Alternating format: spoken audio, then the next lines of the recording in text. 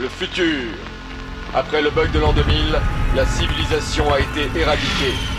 Toutes les connaissances ont été perdues. Objection!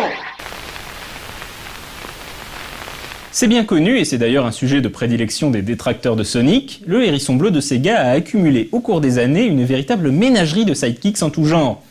En général, les fans ont du respect pour les premiers arrivés, comme Miles Tails Prower, Knuckles ou Amy Rose, et moins pour toute la clique arrivée depuis Sonic Adventure, comme Big le chat, Cream ou même Shadow.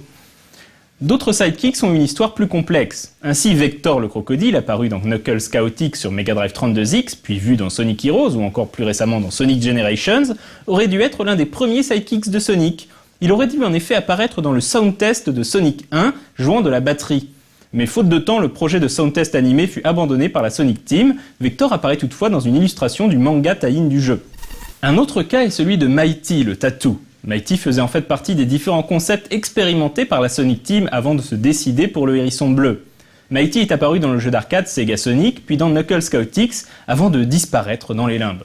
Un autre personnage apparu dans Sega Sonic était Ray, l'écureuil volant, qui n'est jamais réapparu dans aucun autre jeu.